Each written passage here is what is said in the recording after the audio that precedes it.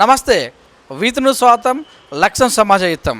గత వారం రోజులుగా తెలంగాణలో విద్యా సంస్థల వేడి మొదలయ్యింది. 10th క్లాస్ ఫలితాలు రిలీజ్ అయ్యాయి. మా స్కూల్లో ఇంత ర్యాంక్స్ వచ్చింది, మా స్కూల్లో ఇంతమంది పాస్ అయ్యారు అని ఒకటే హడావిడి. ప్రస్తుతం మనం తార్నాకలో ఉన్నటువంటి నారాయణ హై స్కూల్లో ప్రపంచం సృష్టించినటువంటి విద్యార్థుల గురించి మల్లేశ్వరి ప్రిన్సిపాల్ గారు ఉన్నారు. వారిని అడిగి వారి స్కూల్ యొక్క గొప్పతనము, ఎంతమంది పాస్ అయ్యారు, రిజల్ట్ ఎలాగ ఉందో మొదలైన విషయాలు వారితో విశ్లేషిద్దాం. నమస్తే మేడం. మొదట congratulation. Thank you sir. Thank you. మొత్తం చూసినట్టయితే ఉన్నటువంటి స్కూల్ విద్యార్థులలో చాలామంది కూడా 10 GP వచ్చింది, మిగతా వాళ్ళకు కూడా 9.7 9.8 వచ్చింది. ఎలా అనిపిస్తుంది? ఈ సెలబ్రేషన్ ఎలా చేసుకుంటున్నారు? ఈ సంవత్సరం ఈ తార్నాక జోన్లోనే హయ్యెస్ట్ గ్రేడింగ్ కానీ highest percentage of pass percentage కానీ మాస్క్ విద్యా సంస్థకే వచ్చింది సార్. దీనికి నా ఒక్క కృషి ఒకటే కాదు, మా డీన్ సార్ గారి సహకారంతో మా స్టాఫ్ నెంబర్ 1 స్టాఫ్ ఈ తార్నాక జోన్లోనే నా దగ్గర ఉన్న స్టాఫ్.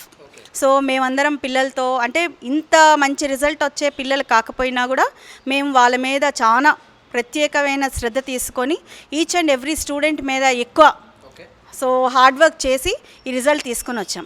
ఎందుకంటే స్టార్టింగ్ నుంచి కూడా ఇది సెకండ్ అంటే లాస్ట్ ఇయర్ బ్యాచ్ మీద కూడా ఇది కొంచెం తక్కువ బ్యాచ్ అనే భావంతోనే స్టార్టింగ్ నుంచి కూడా వర్క్ చేసుకుంటూ వచ్చాం.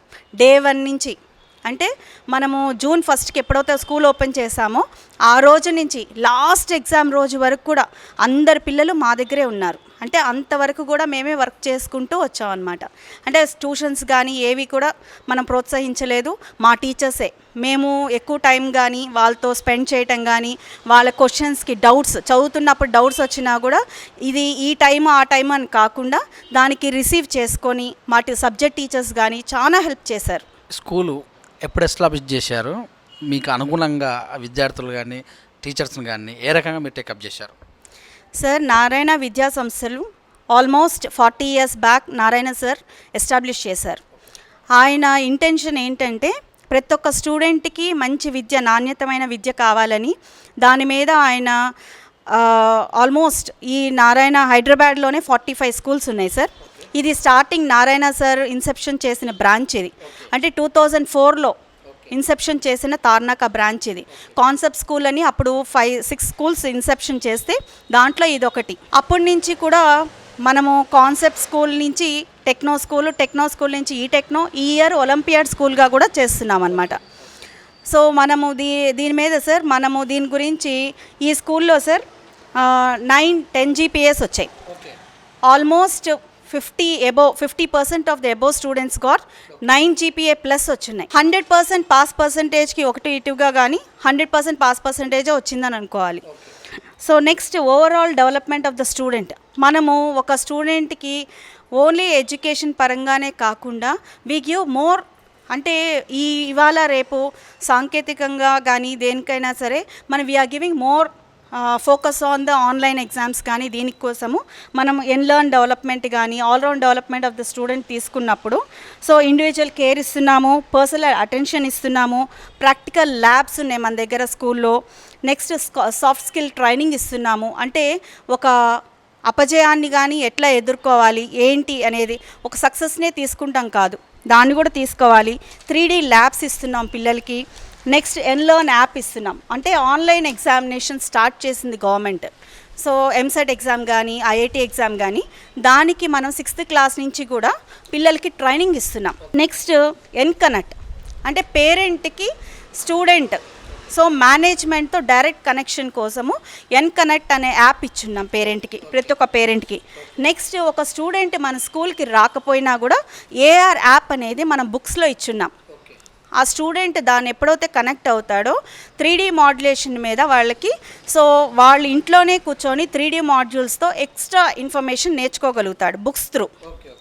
So next Narayana where practical exams కానీ ప్రాక్టికల్గా కానీ మనం దాని మీద ఎక్కువ ఇంపార్టెన్స్ ఇస్తున్నాం. సో అదే కాకుండా నారాయణ ఎడ్యుకేషన్ పరంగానే కాకుండా we're giving so equal importance to the sports. మన దగ్గర ఉన్న 9th క్లాస్లో ముతేబ్ జైన్ సో Under 13లో శ్రీలంక ఇంటర్నేషనల్ క్రికెట్ టీమ్కి సెలెక్ట్ అయ్యాడు. తేజస్విని అనే స్టూడెంట్ 9th క్లాస్ స్టూడెంటే, తను మన ఇండియాకి సో స్విమ్మింగ్లో 3rd ప్లేస్ వచ్చింది. నెక్స్ట్ అథ్లెట్లో మనకి Tarun master so he was representing Telangana స్టేట్కి రిప్రజెంట్ చేస్తున్నారు. అంటే మనము డిఫరెంట్, సో స్పోర్ట్స్లోనూ మనకి డెవలప్మెంట్ ఇస్తున్నాం. మళ్ళీ కాంపిటేటివ్ వరల్డ్ ఇది. సో కాంపిటేటివ్ ఎగ్జామ్స్లో మనకి ఐఎంఓ కానీ, ఎన్ఎస్టిఎస్సి కానీ, సీమో కానీ, సీఫో కానీ ఇలాంటి డిఫరెంట్ ర్యాంక్స్లో కూడా Tarnaka's place is completely different. We are standing the first place almost. ఈ ఇయర్ ఎన్ఎస్టిఎస్సి ఎగ్జామినేషన్లో మనకి 2 పిల్లలు సెలెక్ట్ అయ్యారు. ఇది నేషనల్ లెవెల్ ఎగ్జామినేషన్.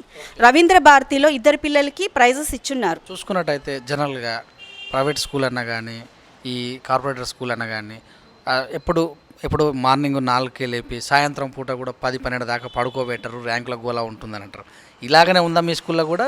ప్రత్యేకత ఏంది సార్? అందరూ అనుకునేది ఏంటంటే 4 కానించి చూడనివ్వరు, 4 కానించి ఇది చేస్తారు అది చేస్తారు అని అంటారు. సార్, ఒక నార్మల్ మిడిల్ క్లాస్ ఫ్యామిలీ వాళ్ళకి మన Narayana schools, Narayana parents middle school అంటే మిడిల్ క్లాస్ పేరెంట్స్కి ఏమవుతుందంటే వైఫ్ అండ్ హస్బెండ్ ఇద్దరు ఎంప్లాయీస్ ఉంటారు. వాళ్ళకి పిల్లల్ని చదివించుకోవడం అంటే వాళ్ళు గజెటెడ్ ఆఫీసర్ అయి ఉండొచ్చు, ఇంకెవరైనా అయి ఉండొచ్చు, వాళ్ళకి చదివించుకునే కేర్ కానీ, చదివించుకొని వాళ్ళతో ఎంతవరకు చేస్తున్నారనే పట్టింపు అంటే వాళ్ళని చేయటానికి కానీ వాళ్ళకి టైం ఉండట్లేదు. ఫాస్ట్ యుగం అయిపోయింది. సో దీంట్లో నారాయణ దీంట్లో ఏమంటే 8:30 నుంచి మా దగ్గర 5 o'clock, అంటే మీరు చెప్పినట్టుగా మా దగ్గర టైమింగ్ కొంచెం ఎక్కువేమో, కాకపోతే హోంవర్క్స్ కానీ అన్నీ మేమే కంప్లీట్ చేసి ఇంటికి పంపించినప్పుడు ఏదైతే తక్కువ టైం ఉంటుందో he'll spend with the parents. ఇంకా అక్కడికి వెళ్ళిన తర్వాత ఈ బర్డన్ని పేరెంట్ తీసుకుంటాకి ఇష్టపడరు. పిల్లలు మార్నింగ్ నుంచి మా దగ్గరే ఉండి మేమే కేర్ తీసుకున్నాం కాబట్టి అంత వర్క్ ఇంట్లో చేయాల్సిన అవసరం ఉండదు. ఎక్కువ కూడా ఈ మధ్యకాలంలో చూసుకున్నట్టయితే కొన్ని స్కూళ్ళల్లో ఎక్కువ ప్రాజెక్ట్ వర్క్స్ అనే చిన్న పిల్లలకు కూడా ఇచ్చి ఇంటి దగ్గర తల్లిదండ్రులు సతాయిస్తున్నారు.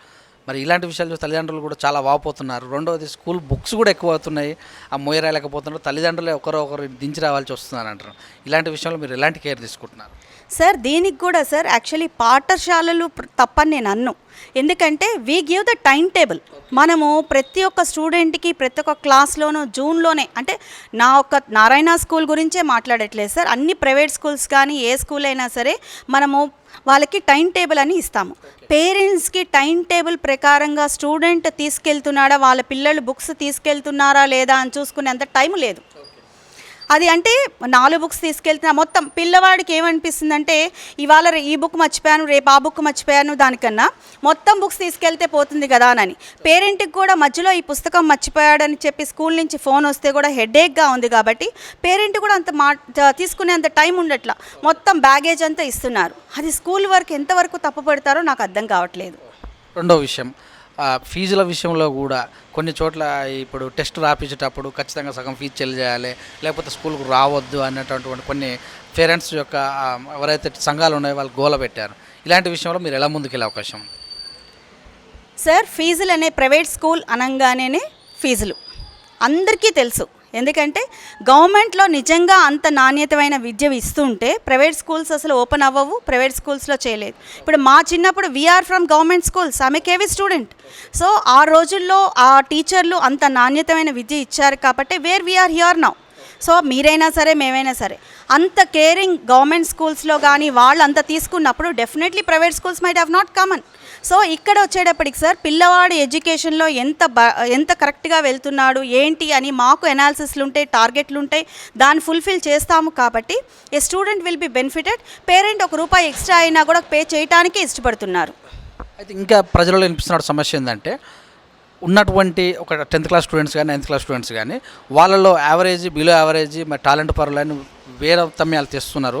వాళ్ళందరినీ ఒక దగ్గర కూర్చోబెట్టకుండా స్కూల్లే వాళ్ళని డివైడ్ చేస్తున్నాయి, వాళ్ళలో మధ్యలో వాళ్ళకి చిచ్చులు లేపుతున్నాయి అన్నట్టు కూడా వినబడుతుంది. నిజంగా చూసినట్టయితే ఈయన బాగా చదువుతున్నారని మనం ముందే చెప్తున్నాం, ఈయనకు చదువు రాదని ముందే చెప్తున్నారు అన్నట్టు కూడా విశ్లేషణలు కూడా చెప్తున్నారు విద్యావేత్తలు కూడా. ఇది ఎలా మీరు? ఇది చిన్నప్పటి నుంచి మనకి ఎట్లా అంటే ఒక క్లాస్లో ఒక టీచర్ లెసన్ చెప్పినప్పుడు 30 మంది పిల్లలు ఉన్నారు, 30 మందికి ఒకే రకమైన గ్రాస్పింగ్ పవర్ ఉండదు. సో ఒక స్టూడెంట్ అప్పటి రోజుల్లో కూడా ఇప్పటి రోజుల్లో కూడా ఒక అబ్బాయి ఏకాగ్రత అంటే చిన్నప్పుడు గురుకులాల నుంచి చూస్తే, పాత యుగాల నుంచి కూడా చూస్తే ఒక స్టూడెంట్ 1 డేలోనే అప్పచెప్పే స్టూడెంట్ ఉంటారు, ఏకాగ్రతగా ఉంటారు. ఒక స్టూడెంట్ ఏంటంటే కొంచెం టైం తీసుకొని చేసేవాళ్ళు ఉంటారు. నేను స్లోగా చెప్పుకొని వెళ్తూ ఉన్న ఒక స్టూడెంట్కి చెప్తూ ఉంటే ఎవరైతే ఫాస్ట్గా గ్రిప్పింగ్ చేసే స్టూడెంట్ ఉంటారు, గ్రాస్పింగ్ పవర్ ఉన్న స్టూడెంట్కు అతనికి బోర్ కొడుతూ ఉంటుంది. ఆ బోర్ కొట్టే స్టూడెంట్ని చేసాము అంటే డిస్టర్బ్ అయిపోతుంటాడు క్లాస్లో, తను డిస్టర్బ్ చేస్తుంటాడు క్లాస్లో. అదే ఐక్యూ లెవెల్ వాళ్ళని మనం సపరేట్ చేసి వాళ్ళకి కావాల్సినంత గ్యాప్ అంటే ఎడ్యుకేషన్ కానీ నాలెడ్జ్ కానీ ఆ టీచర్ ఇంపార్ట్ చేయగలిగితే the child will be so placed in a proper place. అదే మంచి స్టూడెంట్ ఒక స్లోగా లెర్న్ చేసే, అంటే నేను ప్రతి ఒక్క స్టూడెంట్ మంచి స్టూడెంటే కాదనన్ను, because he may be having the different skills. So ఎవరైతే స్లోగా ఉన్నారో ఆ పర్టికులర్ సబ్జెక్ట్లో కానీ దేని ఆ పిల్లవాడిని ఆ ఫాస్ట్గా ఉన్నవాడిని కూర్చోబెడితే ఈ స్లో వాడికి చెప్పే నాలెడ్జ్ పైగా ఉన్న గ్రాస్పింగ్ పవర్ వాళ్ళకి చాలా స్లో అనిపిస్తుంది, వాడు డిస్టర్బ్ అవుతాడు. వాడికి చెప్పే నాలెడ్జ్ చెప్తే కింద వాడు ఏమవుతాడు, స్లోలో ఉన్నవాడికి అర్థం కాదు. ఎవరికి కలిగిన గ్యాప్స్తో వాళ్ళకి అండర్స్టాండింగ్ లెవెల్స్తో చెప్పుకొని వెళ్తే definitely you will have the best result. అయితే ఈ రోజులలో ఇంకా కొత్తగా వినిపిస్తున్నది అంటే యూనిఫామ్ విషయంలో కూడా కరాకర్షకంగా ఉంటున్నారు. ఇప్పటికే కోట్ వేసుకొని రావాల్సిన పరిస్థితి ఏర్పడుతుంది చిన్నపిల్లలకే.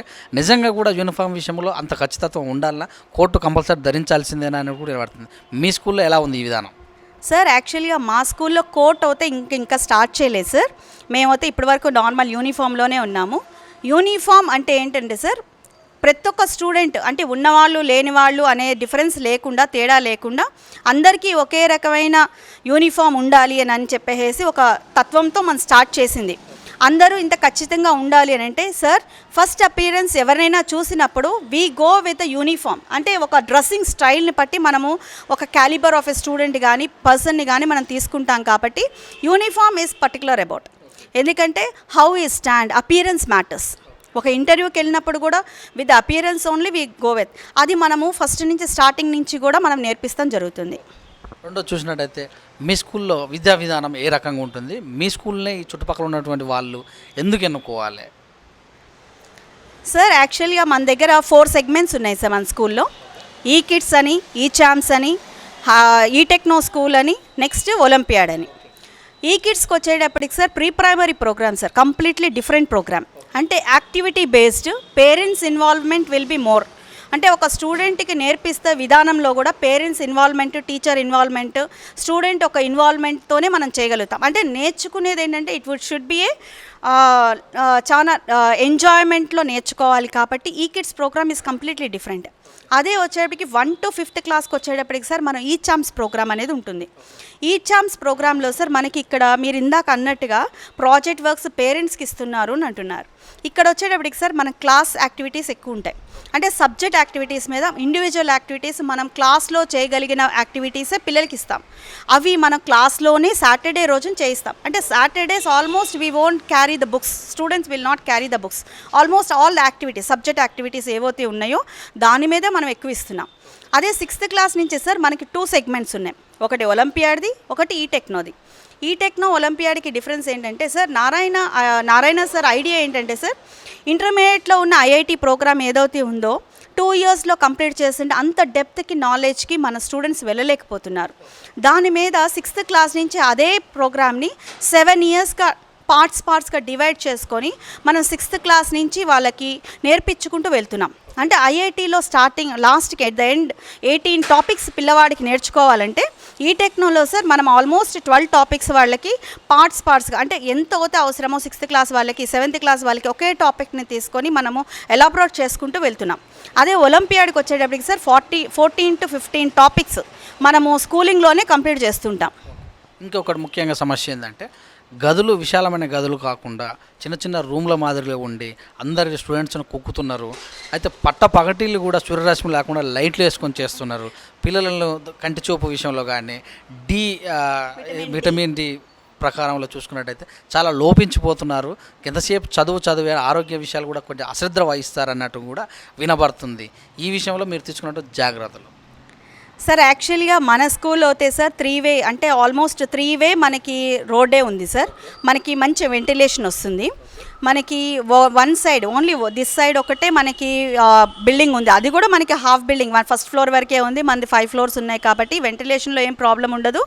చిన్న రూములు అంటే మనకున్న రూమ్స్లో మనకి ఎంత స్ట్రెంత్ పడుతుందో మనకి యావరేజ్ ప్రకారమే వేస్తాం సార్. బెంచెస్ పట్టందే మనం అసలు వేయలేం కదా. మనకి ఆల్మోస్ట్ 32 students వరకే మనకి బెంచెస్లో వేయగలుగుతాము. మన క్లాసెస్లో అదే ఉంటుంది. అంటే కుక్కుతున్నారు ఇవన్నీ అంటే సార్ పేరెంట్కి ఎవరు ఇవాళ రేపు చూసుకోకుండా క్లాస్ రూమ్స్ చూడకుండా స్కూల్ చూడకుండా పేమెంట్ కానీ ఏవీనూ చేయట్లేదు. ప్రైవేట్ స్కూల్స్ మీద ఎక్కువ నజరానా అందరూ మా మీదే పెడుతుంటారు. రెండో విషయం చూసినట్టయితే అధికారంలో సంచలనాలు చెప్పినట్టు విషయం ఏంటంటే 9th class 10th class students తాగి స్కూళ్ళకి వస్తున్నారు, తాగి భయం లేకుండా పోతుంది, విచ్చలవిడిగా తాగుతున్నారు, స్కూల్కి వెళ్తున్నారు అని అంటారు. క్రమశిక్షణ విషయంలో మీ యొక్క పాత్ర ఎలా ఉండబోతుంది యాజ్ ఏ ప్రిన్సిపల్గా? ఇంతవరకు అయితే అలాంటి సంఘటన మా స్కూల్లో అయితే ఎదురవ్వలేదు సార్. కాకపోతే క్రమశిక్షణ అనేది సార్ యాక్చువల్గా కార్పొరల్ పనిష్మెంట్ అనేది గవర్నమెంట్ అవాయిడ్ చేసింది, మనం కూడా అవాయిడ్ చేయాల్సి వస్తుంది. సో పేరెంట్స్కి ఎడ్యుకేషన్ అవసరం సార్. పేరెంట్ ఎక్కువ ఇన్వాల్వ్మెంట్ ఈ ఆస్పెక్ట్లో అయితే ఉండాలి. మనం స్కూల్ అవర్స్లో మార్నింగ్ నుంచి ఈవినింగ్ వరకు ఏదైతే ఉందో మన స్కూల్ టైమింగ్స్లో మనము దాని మీద వాళ్ళకి ఇలా చేస్తే ఇలా ఉంటుంది అనేది, అంటే వాళ్ళకి ఏది మంచి చెడు అని నేర్పించటం వరకు మన బాధ్యత. ఏది మంచి చెడు అనేది నేర్పించిన తర్వాత అంత so he'll not go beyond that, అంటే అంత విచ్చలవిడిగా చేయదలుచుకోలేదు. ఎవరైతే పిల్లవాడికి మన అటెన్షన్ కావాలో కంపల్సరీ ఆ పిల్లవాడి మీద మనం అటెన్షన్ పెట్టి వాడిని మనం మన హోల్డ్లోకి తెచ్చుకుంటే ఏ పిల్లవాడు కూడా మన చేతుల్లో ఎంచోతే జారడని నా ఉద్దేశం. అయితే ఇంకా ఈ మధ్యకాలంలో ఇంటర్మీడియట్ కానీ అంతకుముందు జరుగుతున్న పరిణామాలు ఏంటంటే అన్ఫార్చునేట్లీ ఫెయిల్ అయితే ఆత్మహత్య చేసుకుంటారు. అంత స్ట్రాంగ్ ఎందుకు చేయలేకపోతుంది విద్యా సంస్థలు కానీ గురువులు కానీ అన్నటువంటి కామెంట్ వినబడుతుంది. నిజంగా ఫెయిల్ అయిన వ్యక్తి మరి జీవితాన్ని లాస్ కావాల్సిందేనా? Sir actually education is only part of life. అంటే ఒక చదువు లేని వాడు ఇప్పుడు ఇవాళ రేపు సార్ చదువు లేకుండా సంపాదించిన వాళ్ళు చాలా ఎక్కువ. చదువు అనేది ఉట్టి సంస్కారము జ్ఞానాన్ని పెంచుతుందే తప్ప లైఫ్ అనేది చదువు కాదు. ఒక లైఫ్లో ఒక చిన్న పార్ట్ అనేది ఎడ్యుకేషన్. దాంట్లో ఫెయిల్యూరు లేకపోతే పాస్ అయ్యాము అనేది పేరెంట్స్ కానీ లేకపోతే టీచర్స్ కానీ అక్కడున్న గైడ్లైన్స్ మనం చెప్పాలి. అంటే మంచి చెడు ఆ 15 ఇయర్స్ పిల్లవాడికి 17 ఇయర్స్ పిల్లవాడికి తెలియదు కాబట్టి ఆ గైడ్లైన్స్ చెప్పాల్సిన బాధ్యత పేరెంట్స్గా ఉంది. అంటే నేను ఓడిపోతే నా వెనకాల వీళ్ళు ఉన్నారు నాకు ధైర్యం అనేది పేరెంట్స్ కల్పించాలి. ఈవెన్ ద స్కూల్ యాజమాన్యాలు కూడా దాని మీద దృష్టి సాధించాలి. అయితే ఇప్పుడు తల్లిదండ్రులు లక్షలు ఖర్చు పెట్టి చదివిస్తున్నాము, ఖచ్చితంగా పాస్ కావాలి, జాబ్ కొట్టాలి అని ప్రెషర్ కూడా పెడుతుండ్రు. ఇలాంటి వాళ్ళకు మీరు ఎలాంటి సూచన ఇస్తారు? సార్ చదువుకోవాలి జాబ్ కొట్టాలి అంటే డబ్బు సంపాదించటమే లక్ష్యం అనేవాళ్ళు కొందరు ఉంటారు. సో డబ్బు సంపాదించాలి అని అనుకుంటే సార్ మనకి బర్కత్పురా చౌరస్తాలో ఒక చిన్న మండి ఉంటుంది, దోసల బండి. సో మార్నింగ్ మీకు 6 o'clock వస్తాడు, బై 10 o'clock 50,000 రూపాయలు కట్ట జేబులో వేసుకొని వెళ్తాడు. నేను నెలంతా సంపాదించితే కూడా ఆ 50 రూపాయలకి నేను రీచ్ అవ్వట్లా. పొద్దున్నే 7 o'clock 7:30కి స్టార్ట్ అయ్యాము ఇళ్ళల్లో అంటే ఈవినింగ్ 7 o'clock రీచ్ అయ్యేదానికి నేను 50,000 రూపాయలు సంపాదించడానికి చాలా గగనం అవుతుంది. అంటే సంపాదించలేకపోతున్నాను. అంటే డబ్బు సంపాదించడం ఈజీ, కానీ అదే క్రైటీరియాలో పేరెంట్స్ వాళ్ళని స్ట్రెయిన్ చేస్తున్నారంటే అది ఆ పేరెంట్స్కే వదిలేయాలి. మీ స్కూల్లో ప్లేయింగ్ యాక్టివిటీస్ కాకుండా సింగింగ్ కానీ డ్యాన్సింగ్ కానీ ఇలాంటివి ఏమన్నా ఇంకా కొత్త? సార్ మనకి డిఎంకే క్లాసెస్ అని ఉన్నాయి sir, dance music karate classes. So మనకి గిన్నీస్ బుక్ ఆఫ్ వరల్డ్ రికార్డులో లాస్ట్ ఇయర్ మన చిల్డ్రన్ పార్టిసిపేట్ చేస్తున్నారు. సాంఘీ గ్రౌండ్స్లో మన టీచరే, మన దగ్గర వర్క్ చేసే టీచరే కండక్ట్ చేస్తున్నారు. మనం అంత స్టూడెంట్స్ తీసుకొని రాలేం కాబట్టి పార్టిసిపేషన్ వీడెట్ అంటే మన స్కూల్ నుంచి. విహారయాత్రల విషయంలో సంవత్సరానికి ఇలా తీసుకెళ్తుంటారా ఇలాగా? కంపల్సరీ ఎవ్రీ ఇయర్ సార్ మనము పిక్నిక్స్కి తీసుకెళ్తుంటాము. మనము లాస్ట్ ఇయర్ సార్ మనము వండర్వాల్కి వెళ్ళాము, వైల్డ్ వాటర్స్కి వెళ్ళాము. అది కాకుండా మన మెట్రో వాళ్ళు మనకి 1 day ఇచ్చున్నారు. మన పిల్లలే టికెట్ కలెక్టింగ్ కానీ సో 1 day మొత్తం సర్వీస్ చేస్తున్నారు. మన 8th 9th పిల్లలు పర్టికులర్గా 10th వాళ్ళని పంపించలేదు. 8th 9th పిల్లల వాళ్ళే టికెట్ కలెక్టింగ్, అంటే వాళ్ళకి ఆ వర్క్ ఎలా నేర్చుకోవాలి ఏంటి అనే దానికి అలాంటి దానికి పంపించున్నాను. డిఫరెంట్ యాక్టివిటీస్ ఏదైతే నియర్ బై ఏరియాస్లో జరుగుతున్నాయో వాటికన్నిటి కార్యక్రమాలకి పంపిస్తున్నాం. లాలాపేట్ ఇప్పుడు స్పోర్ట్స్ గ్రౌండ్స్కి పంపిస్తున్నాము. వాళ్ళకి ఈ awareness activities go green activities కానీ నెక్స్ట్ డిఫరెంట్ మన మొన్న జరిగిన మిలిటరీది జరిగింది కదా సార్, దానికి కూడా మన పిల్లలు యాక్టివ్గా అంటే అమౌంట్ కలెక్ట్ చేయటం కానీ, మొన్న ఫ్లడ్స్ వచ్చినప్పుడు డిఫరెంట్ ప్లేసెస్కి వెళ్ళి మనము ప్రొవిజన్స్ కానీ ఓల్డ్ క్లోత్స్ కానీ ఇవన్నీ తీసుకొని వచ్చి డొనేట్ చేయటంలో కానీ తార్నాక ఎప్పుడు ముందు చేయ. Thank you madam, thank you very much. మీరు ఓపికగా మీ స్కూల్ యొక్క వివరాలు మరి అలాగనే సమాజంలో ఉన్నటువంటి విషయాలు కూడా చక్కగా వివరించారు. All the best for our 10/10 students and coming batch. So వచ్చే విద్యా సంవత్సరంలో కూడా we have the good students and we'll be getting the excellent result in Tarnaka zone. Yes, rocking Tarnaka Narayana.